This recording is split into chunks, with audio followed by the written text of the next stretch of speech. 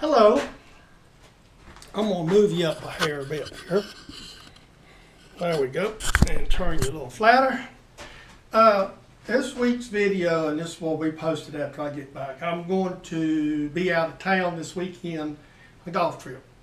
My fiance will be back tomorrow, and I've decided that I'm going to make a little gift. So what I'm going to do, other week you see me do this aluminum. I'm going to make, real quick, 4 brass magnets to go on a refrigerator. I'm going to give it a shot. So I'm going to bring you along. So the thing is, I like to make them 3/4. So that's what this week's video is. I'm going to turn the camera around and aim it down. See how we look there on the view. Okay, and what I'm doing, by the way, this is that tool again.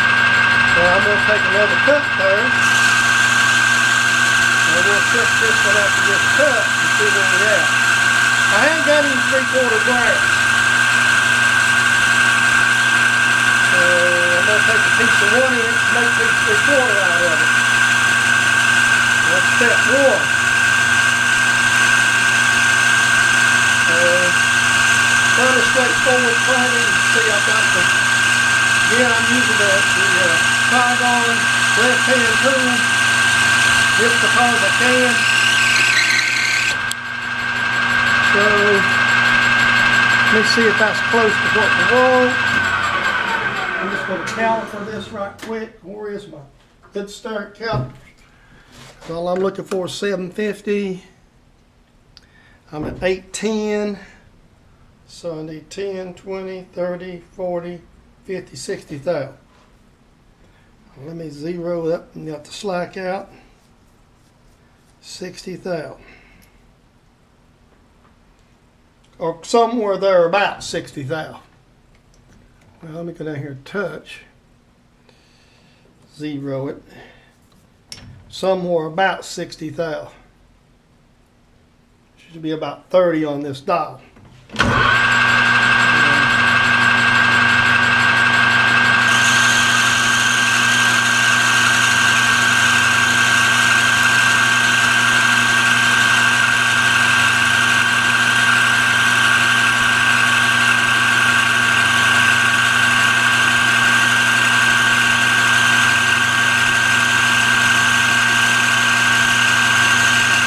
This is a fairly simple operation. To make a fairly simple video, I'm just going to knock these out and try to go through all the steps.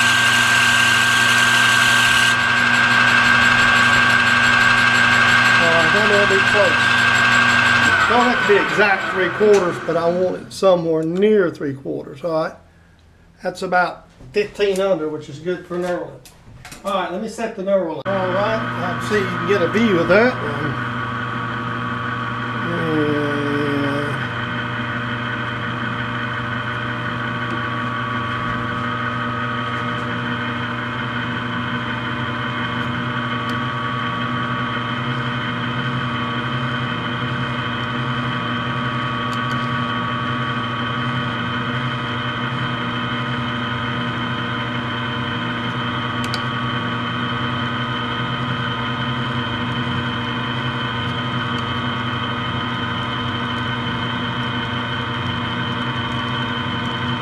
What I'm doing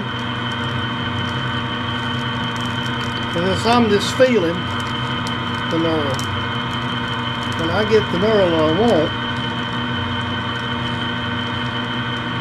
I'll get the feel that I want. That's what I'm going to have. Bring it out here to the edge now.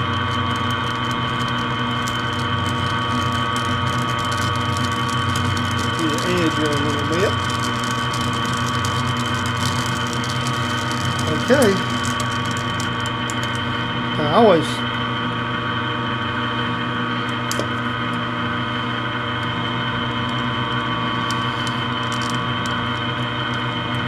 they say not to, and I've done this myself. I don't know how many times I have knurling.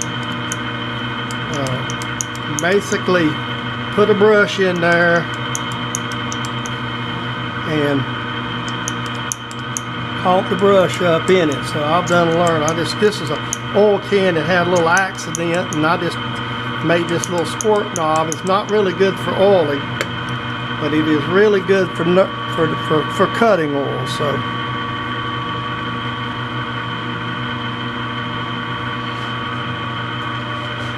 I like this.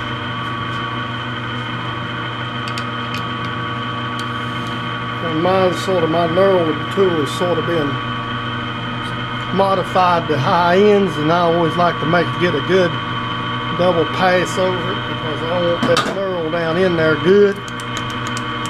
It's decorative anyway, but I love a good knurl.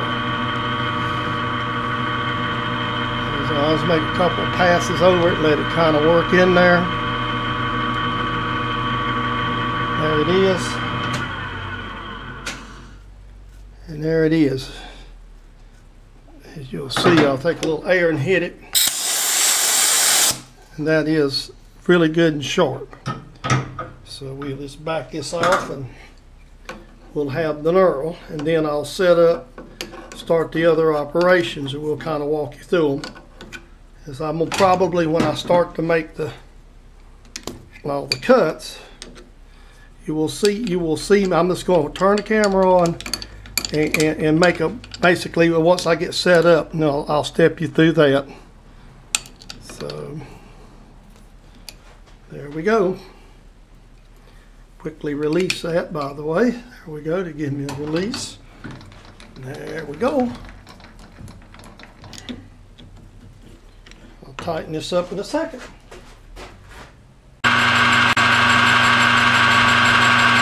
Alright, now we're going to do a quick chamfer here on the end.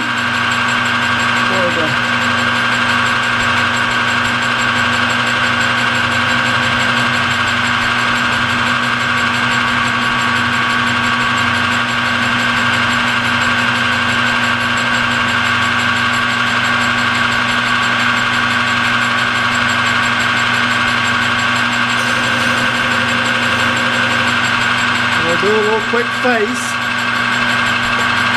I'm going to go ahead and just show you how versatile this tool here is. It's not always my favorite.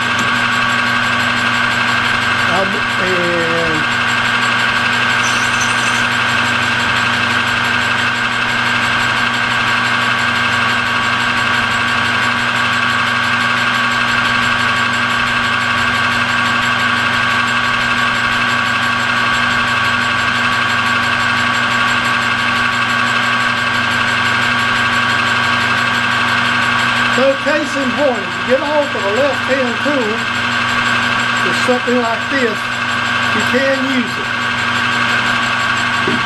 Alright.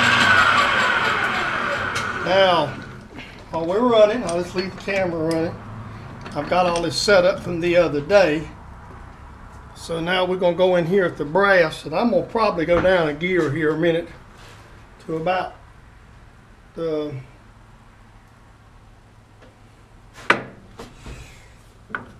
about 200 RPM, so I won't be giving it too much chatter.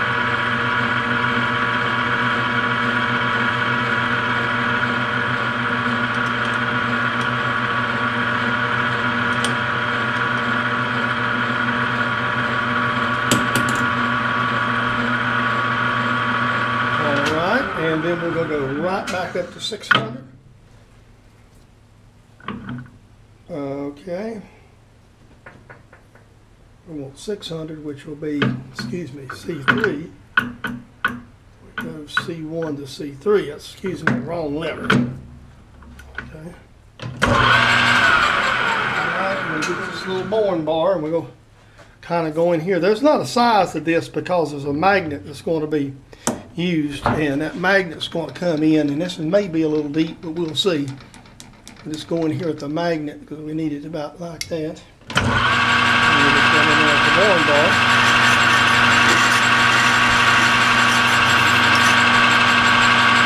May have got that in here a bit deep. We'll get a magnet to check it right quick. While the camera's running, if I can slide one off. The magnets, see, this is brass, so yeah. That's we'll need to face just a hair bit off of that. we'll just put a facing tool in and knock some right off. I just got that a little deep. Usually I try to go a certain depth, but see, this is, you know, kind of trial and error. Now, it's sometimes, folks, sometimes I got these tools big enough, but sometimes you just say, this block has never been one that works exactly the way I wanted it to. It just don't work perfect like I'd like it to. This is something had to be done.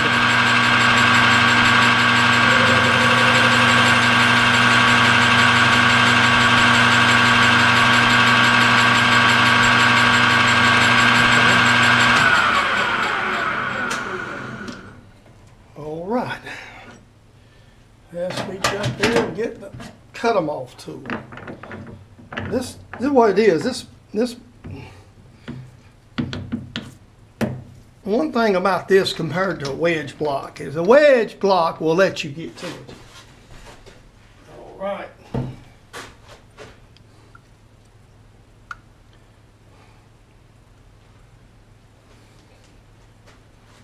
Let me double check something before I cut it off. Make sure I don't have a problem here, because that should be before we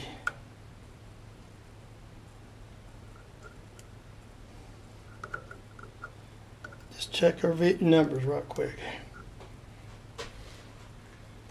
Yeah, a good 100,000. That's good right there. Okay, folks, we're ready to rock and roll with the cutoff tool.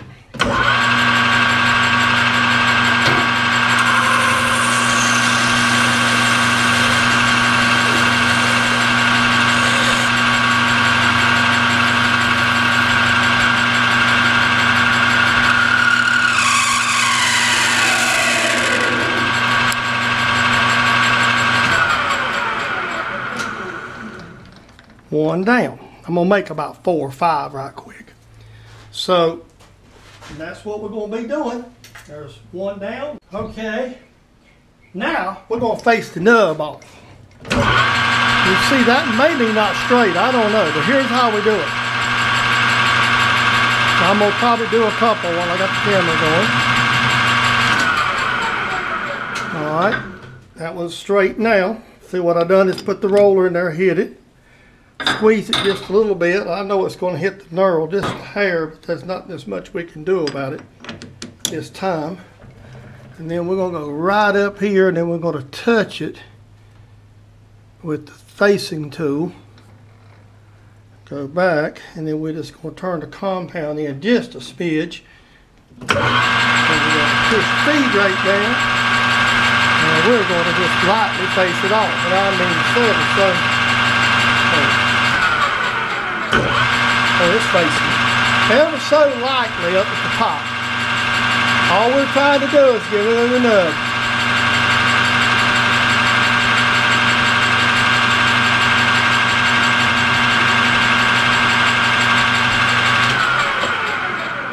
Everybody says my tools don't work, don't they? You notice that's my CNMG, folks. I have to keep that up. There's a lot of people says, oh, that won't work, that won't work, that won't work. They're full of shit. There, that's my opinion, folks.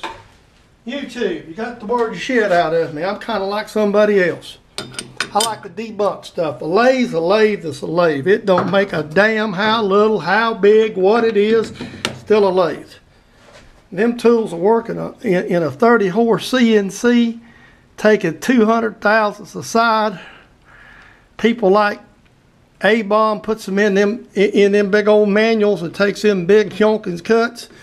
And this lathe only cuts so much it don't make a flying crap what you put in it. So why in you think it ain't gonna work?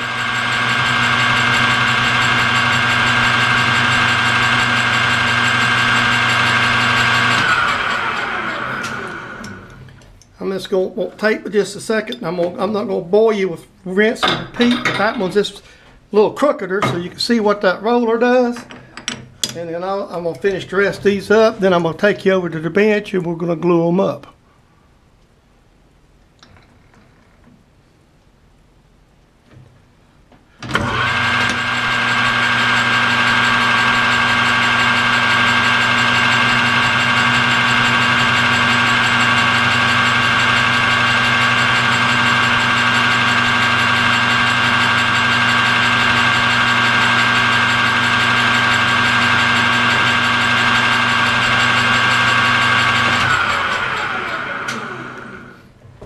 go. I'm gonna save the camera. Okay, all the machining is done now.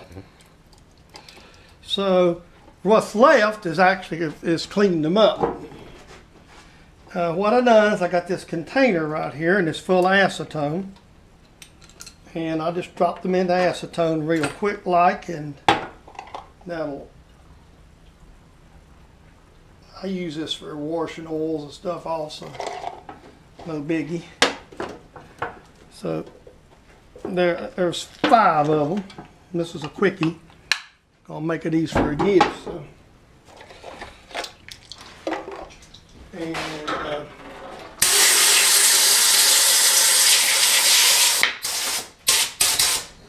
okay. I just like 3/4. I'm actually going to order me some 3/4 stock. Order me a piece. You know, brass is fairly expensive. I use a simple DevCon. This is 5-minute epoxy. Just shoot some, and I keep these little insert containers. They're thrown away from work. And let me find them. Went to the craft store. Get a couple of craft sticks. It's always handy. My table's a mess. I apologize. I've been working on several projects. So you do is you just mix it up. I lose the containers after a while. So what tends to happen is I just lose them. So what you do is you just get this epoxy up on there real good. And you fill the center of the, well, you machine the center out. You just fill that out. Right over here under the camera's magnets. I got them over here, but these are, I'm gonna get a new ones. I'll wash them later. Over here is it's a new magnet. You just drop the magnet down in it, press it to the bottom. Take a fresh stick. We'll just peel off the excess right here for the time being. We'll clean this up better in a minute. Key is you want to get it cleaned up as best you can right now. Set it over to dry. And this stuff makes a mess, as you may well imagine. And you need to work fairly quick. This epoxy sets up as fast as you make it up. Like I say, this epoxy is available. Sorry, I'm walking away from the camera here. I got it set in a certain place. It's available in Lowe's store. This one here ain't board big enough. I goofed up. That one is not big enough. I thought I always checked them, and that was one I didn't check. So, well, it's a piece of scrap because I'm not. It's hard to get these magnets apart. Oh, there you go. I just gone. That one would have to be rebored. It's just too hard to bore them after you've made them. Should have checked it. Done a lot of this by eyeball anyway, which is not a good practice. But see, most I just make these up by eyeball. I admit it. And just see, you want them a little big so the epoxy itself will be around it and behind it. Actually, what the epoxy, it just sort of bonds it to whatever you put it in. And so, and I actually float it in there, which is probably not the smartest thing in the world to do, but I usually clean them up real good afterwards. So I'll have 4. I just got a scrap and I just goofed up. And, yeah, well. Bozo has to make an appearance every once in a while. I just don't care how hard you try. Keep that clown away, he show up. See, these magnets, anything you got that's magnetic, they're going to grab. So that's the reason when you make these things up, you want to make them up, obviously. The other ones that I made for work, this on last week's video, I didn't go into this much detail. In fact, the GoPro lost some of its battery, and there it is. So now what will happen now is he's got to dry, and then we'll clean them up. I'll bring you back. Okay, I'm going to go ahead and start cleaning these up. Basically, I just got this is actually an old towel that was in my house, and it was thin and not too good, so So all we want to do is wipe the excess epoxy off the top of the magnet. So so all you do is just clean them up. That epoxy will finish setting, and once that epoxy sets, these things don't come apart, that's for sure. The main thing you want to do is just get the excess off of where you got it on. And I've found just taking a rag and acetone is usually the best thing. It just cleans it right up. You'll see I'm working with it here, cleaning them up. This don't take but just a minute. And so that way they'll finish setting. They're by 30 minutes they're going to be set.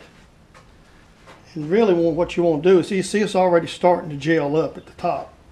So what you want to do is get this as quickly as you can and knock the gelling off. And all. This isn't a real precise thing. I've done enough of these. I just kind of, basically I'm going to make some for Christmas presents, I'm thinking, this year instead of hammers. I'm going to send them out to a lot of different people. That's family, extended family, friends. I'll probably make, if I could get a hold of some cheap brass, I'd love it. But that's going to be, I'm like, if I had to buy it off of eBay, it's going to cost me $60 or $70 just for the brass. I'd love to get a hold of some of these drops and scrap yards some of these folks get up with. I mean, if I took donations, I'd take donations of inch stock, turn it down if I could get it for cheap, for next to nothing. But unfortunately, I don't have a good source. We don't have a lot of. We have a few machine shops around, but really, realistically, I'm just not that familiar with them. And everybody knows what stuff's worth nowadays. Around this part of the country, people know what stuff's worth. They don't give nothing away. The only way I could get a deal is happen to find some in the scrap yard. And that'd be the ideal situation if I could find some scrap and buy them for scrap price. I could stand to buy the rods a little bit bigger at scrap. Machine them. The only reason I had this in stock, I wanted to make these 3 or 4 up for Chris. She's been visiting Mickey with her sister and her niece. Her niece is graduating high school from where she came from originally a good many years ago. We'll be going up for the graduation together. But actually they was planning another trip. Finances, like usual, gets in the way of everything. So I thought that I would make up a little gift. I actually got another gift, but it's not going to be here in time. So I'm going to probably save this video, probably load it up. I'm going to put it together maybe. I get some time maybe before that. See, I got a lot of brass pieces around here that I took a piece I had and like I said, I took about 3 or 4 inches of it, and I had to cut a good bit off. See, these, they've already started to set now. See, that's what you want to do. You get them set. See, once they set, see, these are done set now. See, you can barely move the magnets. So that means it ain't quite set, but it's still. See, and you want just enough bored out of these. You see, it's like this. I'll get one up here close. You want just enough that this epoxy gets all the way around it, plus the bottom, because obviously your magnets, see, and I've got them in different poles. That's the best way. If you have enough sense to do that on purpose, a lot of times I don't, is you put them in opposite, and then when you store them or put them in a bag or going to do like I'm going to do, so you want to make sure, this is what I'm really working clear and trying to make sure all the epoxy that's off. Okay, so there it is. I'm going to turn the camera around here at me. I've got it on the toolbox right here. And I'm going to turn it up and around a little bit and tighten it up. I don't know if I can turn the, we can. We'll just turn them around here. try to get away from the light so you could see. Okay, well, hopefully, folks, you enjoy this. I'm going to clean on these while we're talking because they still feel a little sticky. Hopefully, you enjoyed the short video. I'm still cleaning on these.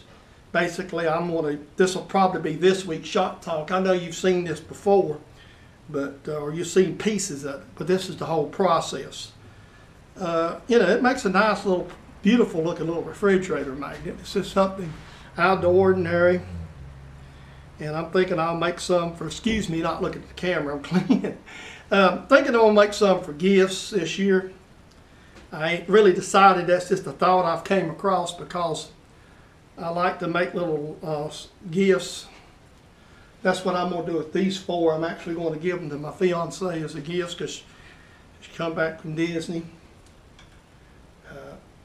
So that's going to be a homecoming gift for her to put on her refrigerator. I'm going to make me some too later. Maybe I got a piece of brass supposed to be in by Saturday, but I'm going to be at the beach playing golf this weekend. So I'm trying to play some sorry golf, as I say. I'm about an 18 capper, and that's on a good day. I ain't been playing worth a killing here lately. All right, please rate, comment, subscribe. Hope you enjoyed this video. It's going to be this week's shop talk. You'll probably be seeing this. I'll probably have it uploading after I get back from Myrtle Beach. So you please do me a favor, rate, comment, subscribe. Like I say, this is not fancy machine work. This is just one of these little things I like to do for fun. Have a good one.